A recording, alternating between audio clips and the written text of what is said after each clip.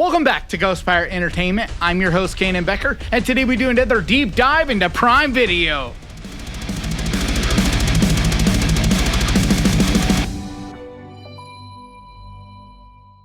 And let's get to the list.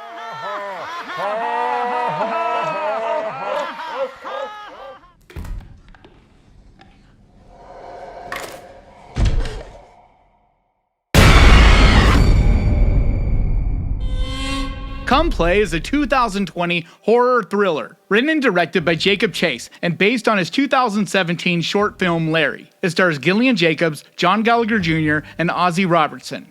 A gruesome monster named Larry manifests itself through smartphones and mobile devices while trying to take Oliver, a lonely boy desperate for a friend.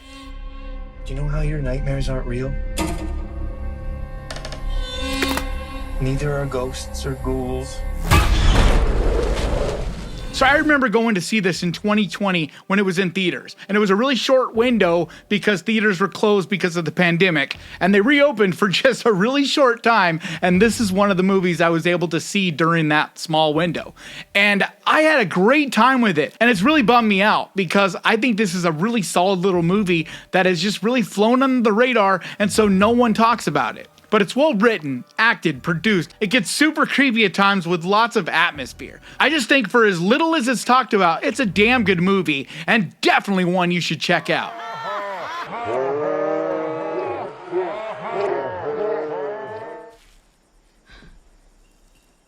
Where did he go?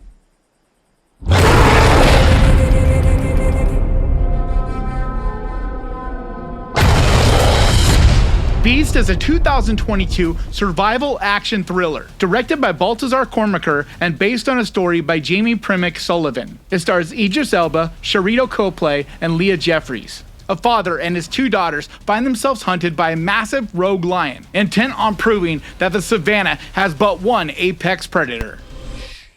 Go back to the calls. Dad, please!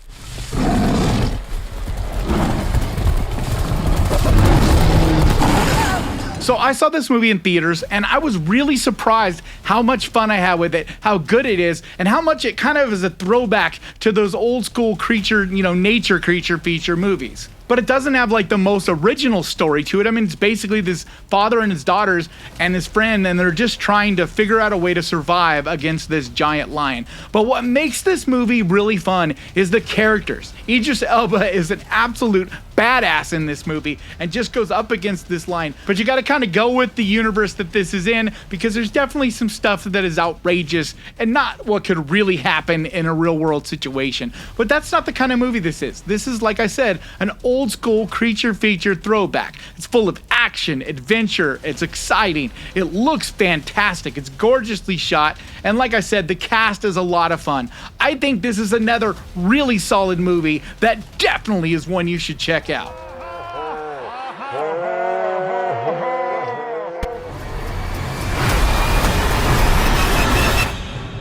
You don't gotta be frightened. I'm not the boogeyman. A House on the Bayou is a 2021 horror movie. Written and directed by Alex McCauley, it stars Paul Schneider, Angela Serafin, and Jacob Laughlin. The story follows a troubled couple and their daughter, who go on vacation to an isolated house in the Louisiana Bayou to reconnect as a family. But when unexpected visitors arrive, their unity begins to unravel. The devil is watching us all the time. Some of us invite him in, some don't. Well, no offense, but I don't believe in the devil. The devil believes in you. This is a real hidden gem. It's not a big budget, crazy movie or anything. It is a small movie, so keep that in mind. But this movie takes some really fun twists with absolutely awesome characters. The acting is on point, but especially Jacob Laughlin. He just goes out of his damn mind and is so much fun to watch. But this is a movie that goes directions and does some things that you won't see coming, and that just makes it so much fun. It's also moody and creepy and atmospheric. I love anything that's in the Louisiana Bayou kind of thing, just adds that extra creepiness to me. This is a fun, creepy little movie that I highly recommend.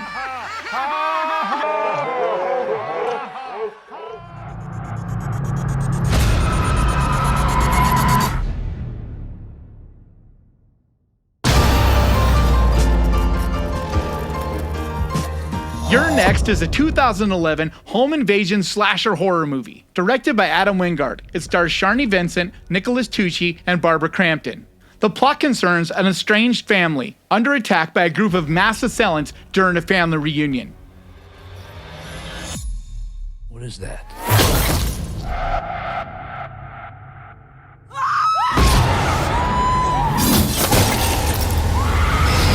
So I think this might be my favorite home invasion horror movies because it's full of style and it's fun. Because a lot of the home invasion movies are just really grim and kind of depressing, which doesn't mean I don't enjoy them. There's some really fantastic ones that take the hard line direction as well. But this one is so much fun. Sharni Vincent is absolutely just so savage. She really is one of the most badass final girls of any movie, period.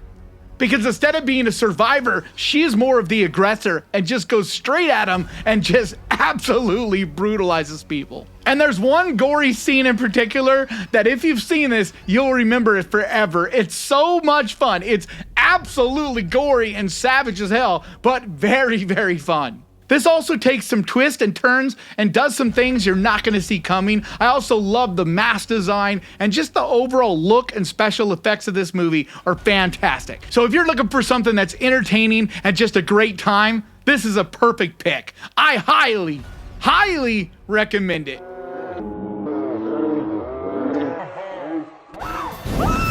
Is resolute, steadfast, and unwavering in its goal to corrupt our children's souls. We Summon the Darkness is a 2019 horror thriller directed by Mark Myers. It stars Alexandra Daddario, Keon Johnson, and Maddie Hassan. Three best friends embark on a road trip to a heavy metal show where they bond with three aspiring musicians and head off to one of the girls' country homes for an after party. The walls covered in satanic symbols. Another gruesome, ritualistic murder claimed the lives of 6 people last night following a heavy metal concert that local religious groups were protesting. I had so much fun with this movie. Now, don't get me wrong. This isn't like some kind of perfect, deep movie. No, instead it's a fun, silly, kind of check your brain at the door a bit, go in for just having a great time kind of movie. But it still gets dark and evil and goes into Satanism and just that dark creepiness. But the whole movie is kind of done tongue-in-cheek. It's kind of making fun of that whole satanic panic of the 80s thing. Because that was just so tied together with metal. It's kind of like if you take that idea and made it actually really happen. But it gets stupid and corny at times, but never forgetting what it's trying to do. This movie is fully aware of what it is. And holy shit, the women in this movie, especially Alexandra Daddario, are just gorgeous in this movie. But this is an absolutely entertaining movie, especially if you're aware of the whole satanic panic and how all that craziness got out of control in the 80s and 90s. It just adds that much more to the satire in this movie. This is so much fun and one that I think you should definitely check out.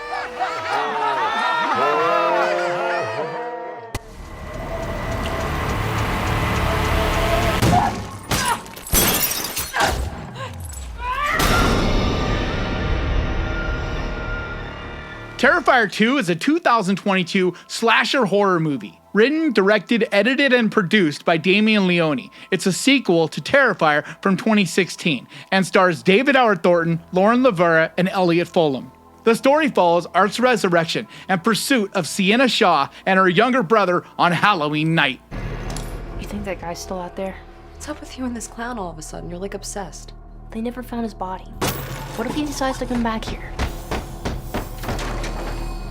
I wouldn't worry about it. So unless you've been under a rock and not followed horror at all in the last year, you've seen or at least heard of this movie because Art the Clown and Terrifier 2 just absolutely exploded in the horror universe this past year. Because prior to Terrifier 2 dropping, people were already in love with Art and just so excited to see what was next. We'd been waiting for a few years to finally see Terrifier 2, and it didn't disappoint. Not only did it not disappoint, this movie is far superior to the original in my opinion. In honestly every single way, because the story's better. It actually feels like it has a story and plot and characters much more than the original. On top of that, the special special effects are incredible. The gore is just taken to a whole nether stratosphere, because even though there's that one scene in Terrifier, if you've seen it, you know what I'm talking about. Yeah.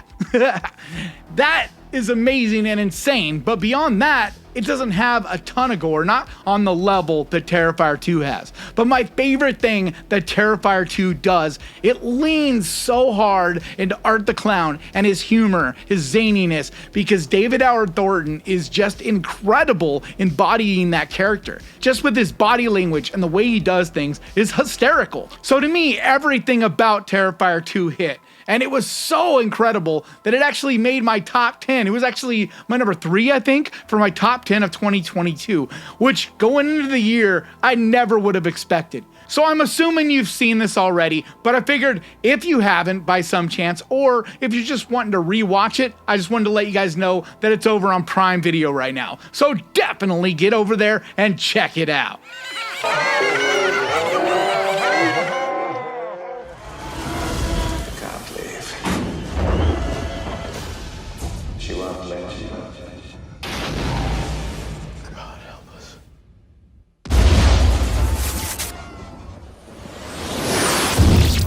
Event Horizon is a 1997 sci-fi horror movie. Directed by Paul W.S. Anderson and written by Philip Eisner. It stars Lawrence Fishburne, Sam Neill, and Julie Richardson. Set in the year 2047, it follows a crew of astronauts sent on a rescue mission after a missing spaceship, the Event Horizon, which spontaneously reappears orbiting near Neptune. The ship doesn't really go faster than light. What it does is it creates a dimensional gateway that allows it to jump instantaneously from one point of the universe to another light years away.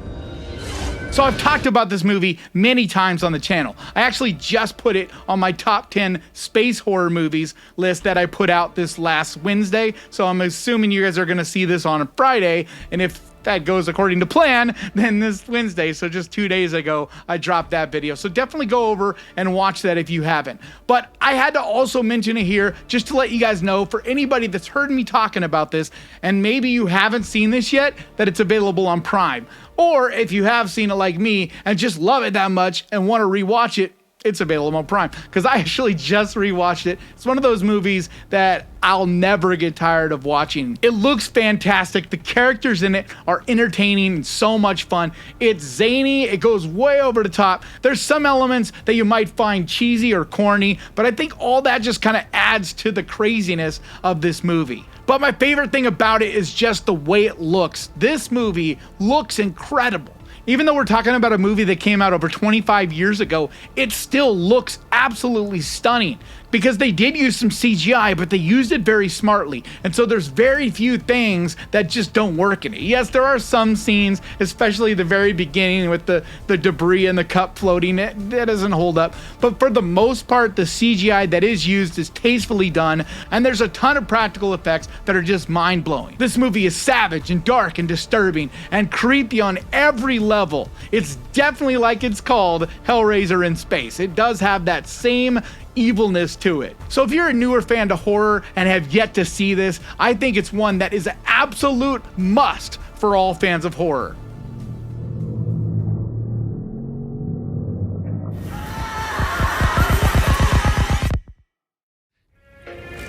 That's the story of, that's the glory of love. Orphan First Kill is a 2022 psychological horror movie. Directed by William Brent Bell, it's a prequel to the 2009 film Orphan and stars Isabel Fuhrman, Julia Stiles, and Rosa Sutherland. After orchestrating a brilliant escape from an Estonian psychiatric facility, Esther travels to America by impersonating the missing daughter of a wealthy family. Esther? Sweetheart, it's Mommy.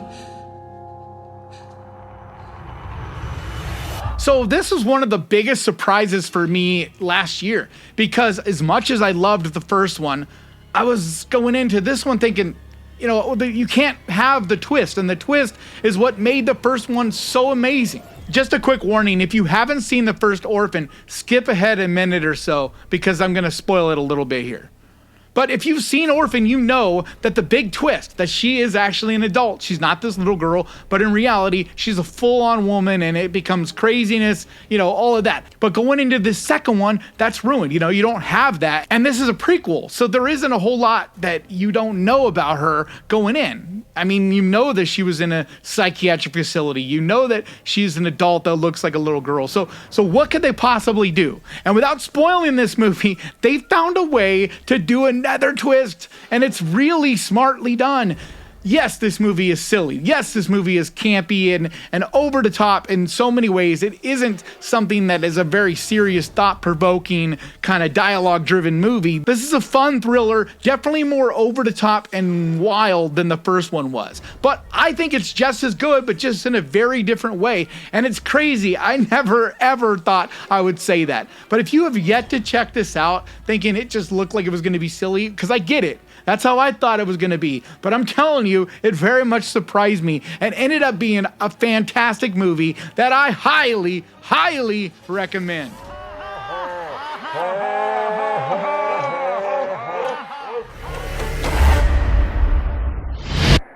I'm just really scared that something bad is going to happen.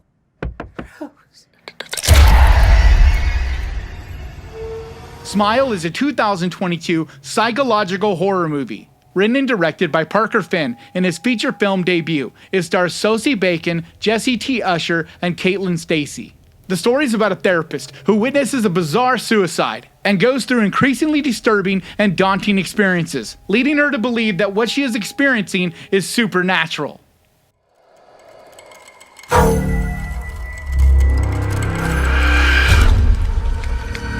This movie absolutely exploded last year. I was blown away because I went in, saw it, and absolutely loved it, but I did not at all expect everyone else to be on board as much as they were. But I get it, because it's kind of a simple movie, and it really goes down to the core of what people love and have a good time with, especially on the more mainstream level of horror. It really reminded me in a lot of ways of those late 90s, early 2000s horror movies like The Ring and The Grudge. Just that kind of style of horror. That's fairly simple, but really fun, kind of whodunit in ways. You're kind of following them along, trying to figure out what's going on. It had a lot of elements as well as It Follows, which is another one that was extremely popular. But I think this movie is creepy and haunting and disturbing and really gives you chills at times. It's well written, well produced, directed, and especially the acting. Sosie Bacon is phenomenal in this role. But is it a game changer? No, I wouldn't say that, but it is very entertaining, and if you're a fan of horror, it's one I think you'll definitely enjoy. So if you're one of the people out there that have been holding off for whatever reason, it is available for free with a Prime account over on Prime, so definitely do yourself a favor and check it out.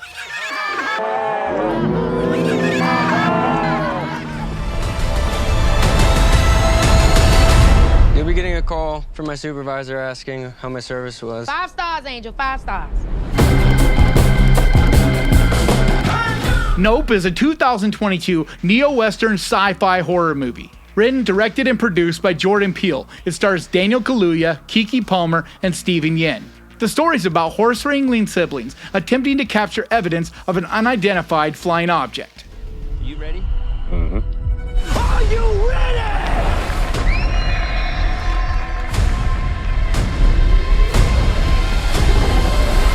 Here we go.